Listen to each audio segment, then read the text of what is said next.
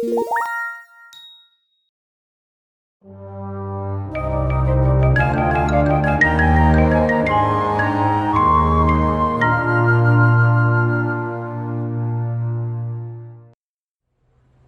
1. Bond, Anna.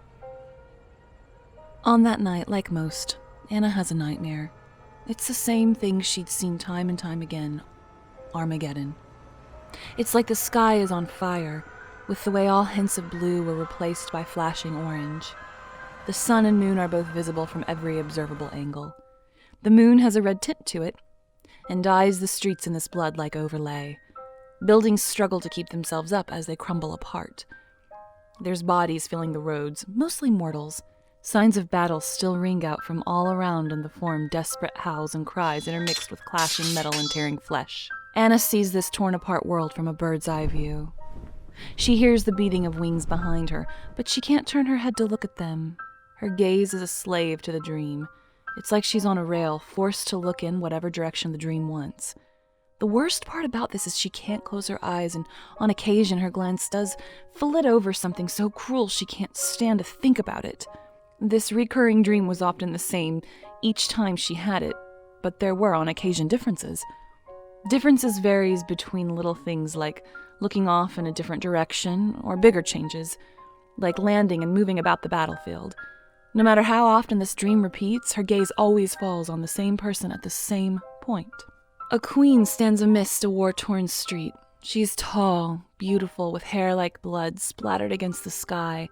As dark plumage tousles around her neck, the world goes a little more crazy.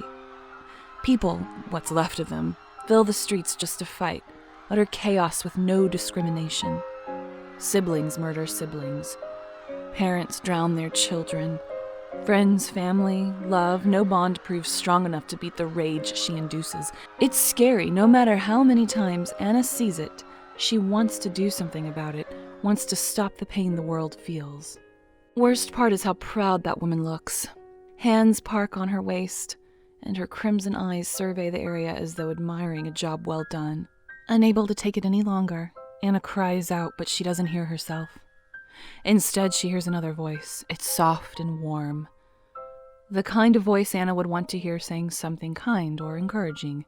I can't let you hurt anyone else. The voice coos, getting the attention on the red-haired woman below. That woman scowls up towards Anna's point of view. Oh, so you're able to resist, are you? Interesting. Looks like I'll just have to dig a bit deeper and draw out the worst parts of you. Her voice is like a razor and threatens to cut clean through Anna. But somehow she feels resolute, even when up against someone so scary, someone she'd watched hurt so many people so many times. Even someone like you can't care about others. You just need someone to show you how. Suddenly, Anna's view rushes towards the woman below. Her eyes widen and she thrusts her hands out, causing some of her feathers to straighten up before shooting outwards. Feathers speed through the air like bullets, and Anna's gaze narrowly avoids them as she comes into contact with the woman, causing a flash of red, white, and pink, with black and white feathers floating rapidly about. Anna's eyes flutter open and she looks around her ordinary room. Anna pushes the blankets back and rolls out of bed, knocking several of her stuffed animals to the floor. Anna squeaks tiredly and pushes the plushes back into place. There, She says, feeling her lips curl into a tiny simper. Anna's finger traces along the edges of her eyes, ridding them of any remaining sleep. Tiny footsteps carry Anna over to her window where she opens the curtains, causing sunlight to spill in. Her forearm blocks the intrusive light at first, but eventually gives in so Anna can attempt to acclimate her eyes. Anna absent-mindedly looks out the window. Much like in the dream, she sees a world ripped apart by battle. Clearly it's the aftermath, unlike in the dream where there was still a fighting chance. I was the most different last night. Anna whispers to herself, glancing down at her hand. I think I tried to fight that lady. She's the one who did all of this, isn't she? Anna puts both of her hands on the windowsill while her eyes slowly traverse that desolate cityscape. I wonder if anything like that could have prevented all this. Anna's gaze falters momentarily, falling down to that windowsill where her digits inch towards each other. Suddenly, her eyes bolt open.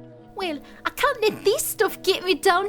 Not today of all days. Anna skips from the window over to her dresser drawer. She eagerly opens it, beaming at the sight of a golden glint coming from within. Anna picks up a golden ring adorned by tiny gems of red, blue, green, and violet. That ring fits snug on her ring finger. As it slides down her finger, Anna giggles softly.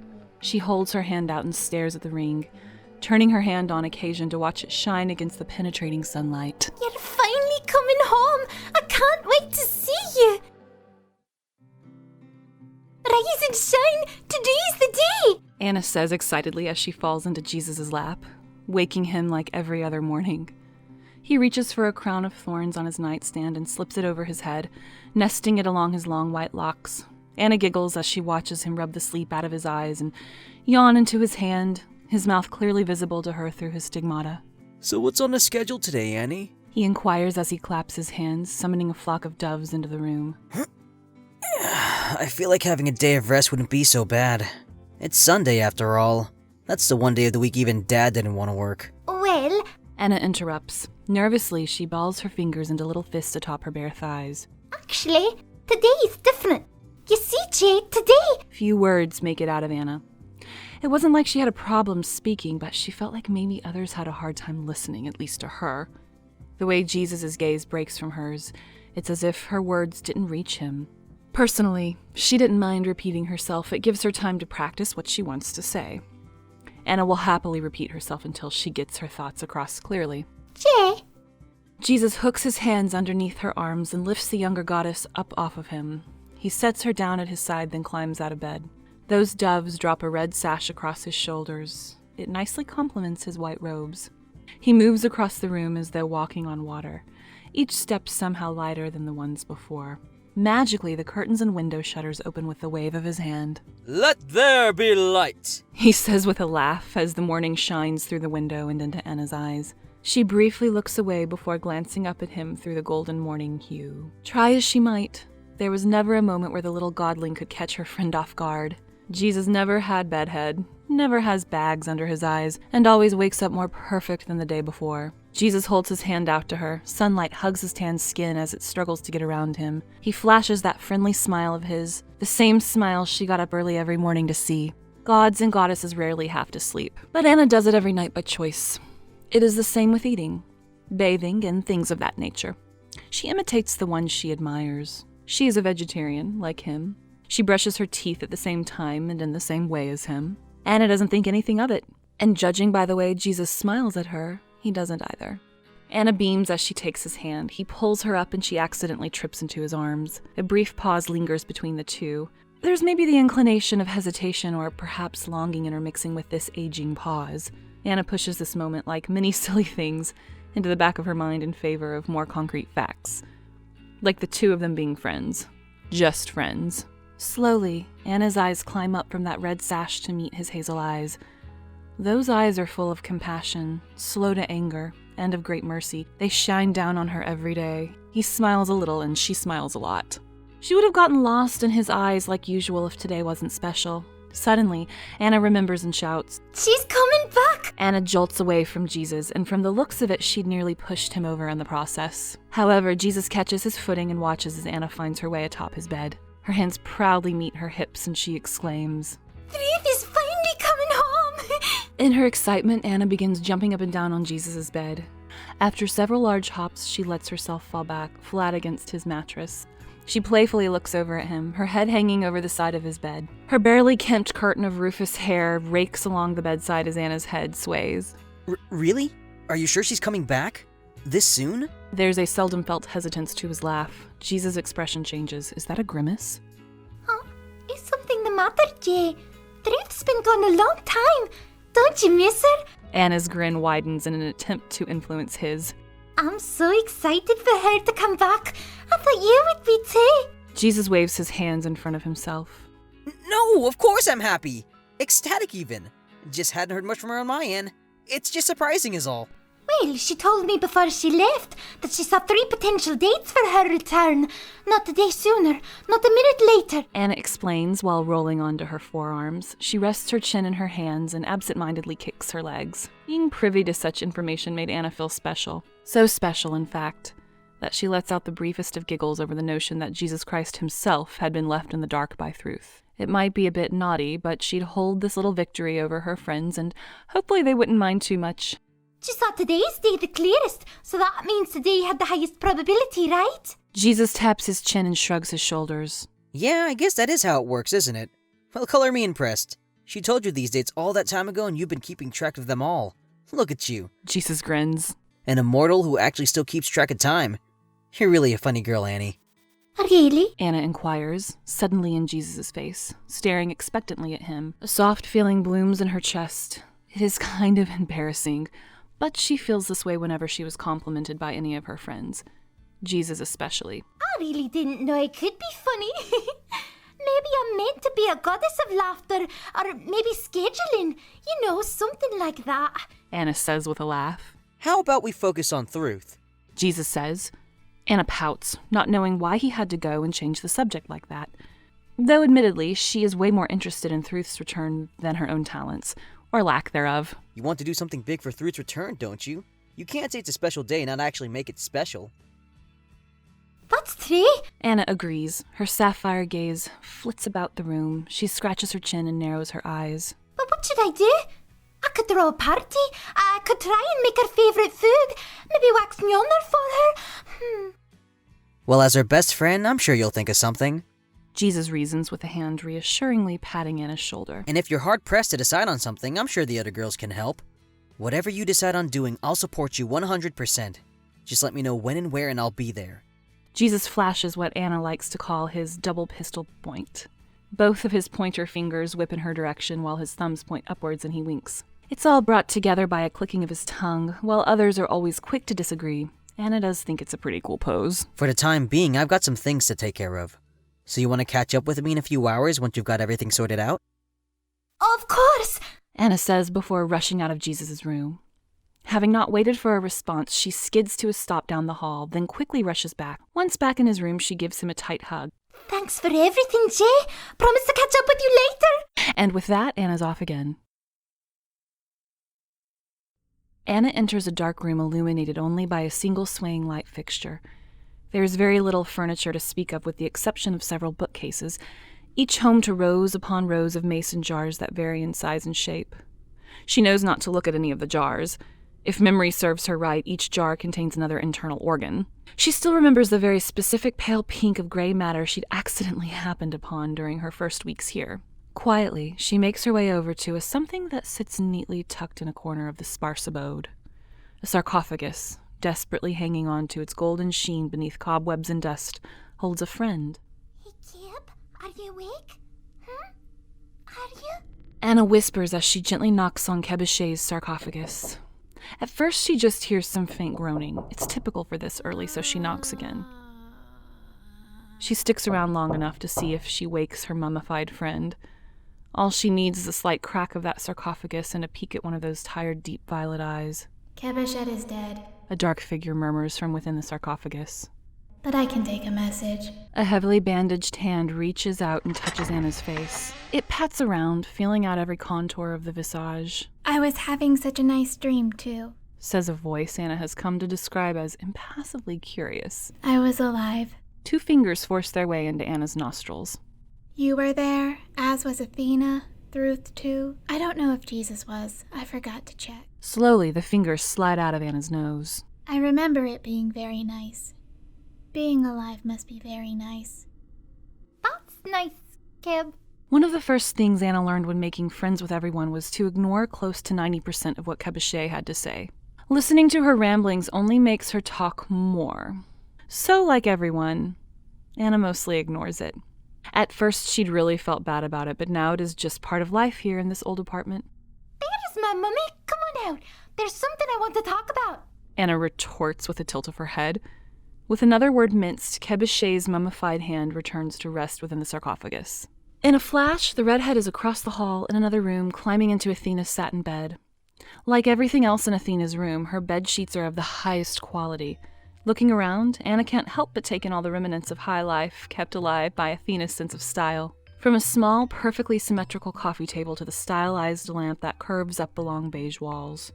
Those walls are littered with weaponry, ranging from spears to swords and shields, all gloriously shown off in a very neat pattern. Of all the rooms in the apartment, this is easily the most furnished. Athena, hey. Are you awake? You should wake up. Today's the day I was talking about, remember? Anna whispers into Athena's ear whilst gently shaking the older girl. The Olympian youth peers out from one open bloodshot eye. Anna registers the glare targeted at the one who prematurely ended Athena's beauty sleep. Try as it might, Anna wouldn't let Athena's glare defeat her smile. Tired-looking gray eyes soften while strands of violet are brushed away by her delicate touch. She doesn't seem to protest, and with one final yawn and a whispered, "Yeah, all right," she climbs out of bed. A giggle rises from Anna, and she gives herself a metaphorical pat on the back as she gets out of Athena's bed and leaves her room. Meet you outside, Athena. Anna waits to greet her friends in the hallway. I'm sorry I had to wake you guys, but today is really important. Throoth is finally coming home. She speaks loudly, hoping they could both hear her from their rooms. Anna's excitement couldn't be matched. Not that it looks like anyone else is trying to compete with her. Oh, well, if they did, they'd completely lose. As Throoth's #1 fan, she is sure nobody could match her enthusiasm. Kebuche and Athena both shuffle out of their rooms and greet each other in their own groggy-looking ways, with Athena slowly raising and waving a hand, and Kebuche shrugging briefly, as though she attempts to move her arms but gives up halfway. Oh my. Athena gasps at the sight of Kebuche. Look who finally decided to join us in the world of the living. Athena's tone is as cool and casual as ever. Kebuche stares at Athena and several seconds pass before she responds. You look rotund this morning, Athena. Kebuche's tone is as blank and impassive as ever. Athena daintily covers her mouth and hushes a laugh. You're inscrutable as always, my dear. I believe the word you meant to use was robust. No. Kebuche says flatly and then glances over at Anna with inexpressive violet eyes. Whose idea was it to give Anna keys to our apartment? I can't recall doing it myself. Would I do something like that? Kebuche, the Egyptian mummy goddess of embalming, inquires dryly. Her green dreadlocked hair looks as though it slithers when she creepily shifts across the floor. Kebuche doesn't raise her feet when she walks. She gets so close to Anna's face that their noses touch. That was my idea, remember? So long as I have room keys, I can come and visit y'all whenever I want. Anna reminds the girl, even though she assumes Kebuche will probably forget again seconds later. Wouldn't it get lonely if I wasn't around? You enjoy my visits at least a little, don't you? A flit of her gaze puts Anna's sight on Athena. I was hoping she would return soon, but this is a bit sudden. Whatever will I do? As Athena speaks, she runs her fingers through her long purple hair. Her hair settles gorgeously over her shoulders, and she looks to Anna with her gray eyes. Perhaps I'll bring a game of some sort. I hope my skills haven't atrophied too much in her absence. I hope she's kept sharp without me as well. Oh, that's a really great idea, Athena. Anna happily flips her thumb up at her Olympian friend. We should welcome Throoth back with the things she loved doing with each of us. I'll help her feel right at home again. Anna looks over at Kebuche, who is staring at the wall with a vacant look in her eyes. There's a small crack in the area of the wall Kebuche is looking at. Is it really that interesting? Kebuche, you should think of something you and Throoth always did together too, so that way when she comes home it'll feel like she never left. Kebuche reaches for that small crack in the wall, but stops just shy of it. Her head is the only thing that turns, rotating 180 degrees to look at Anna. Anna pales, always forgetting Kebuche could do things like that. Kebuche shrugs bandaged shoulders. I don't know. I'm usually asleep around Throoth. Kebuche raises the bundle of bandages that hide her hands up to her face. She gently brushes the bandages against her cheeks. In a single motion, Kebuche grips her head and faces it forward. The sharp, bone-cracking sound Kebuche's body makes is enough to cause Anna to wince. When was the last time I was awake in Throoth's presence? I don't remember. Maybe it'll come to me in a dream. Kebuche lurks back into her room, gently closing the door behind her. A soft exhale passing Athena's lips gets Anna's attention. Athena quietly remarks, I just sleep for medicinal purposes, but Kebuchet, I swear that girl lives for it. I mean, if you even call what she does living. Athena looks down at Anna. I can't believe it's been this long since Throoth left. I'm a bit surprised we managed. I hope she accomplished a lot in her time away. Definitely more than I've gotten done here, that's for sure. I'm going to be a bit embarrassed when I see her, to be honest. That Throoth, ever the overachiever. It is always really hard to tell what Athena is thinking behind that cool look and mature attitude. Even so, Anna assumes something is bothering her friend. It's better to be safe than sorry. I'll be okay, Athena. That's Throoth. She's our friend. Even if we haven't done much since she left, I'm sure she'll be happy knowing we're happy and vice versa. In fact, Won't she be happier knowing she hasn't missed much? That just means there's even more stuff to do together when she gets back. Reaching up, Anna puts a reassuring hand on her older friend's shoulder. I understand you, but Throoth and my relationship is a little more complicated than that. You'll understand when you're older. Anna pouts. Huh? But Throoth and I are the same age. Kind of. At most, she's like a century or two older. That's practically nothing. With a haughty-sounding laugh, Athena places a hand atop Anna's head. You're just too cute. Gentle Olympian fingers tussle Anna's unruly hair. Athena tucks several strands of violet hair behind her ear. I'm sorry. I'm sure there are other things you want to get done in preparation of Throoth's return. Don't let me keep you. Athena doesn't seem to want to wait around for Anna's response and begins in the direction of her room. Anna watches Athena elegantly step through her door. It gently shuts behind her. That girl's grace is something else. Though there are times when Anna gets the feeling Athena is messing with her, but she couldn't be sure. Maybe it's just her imagination?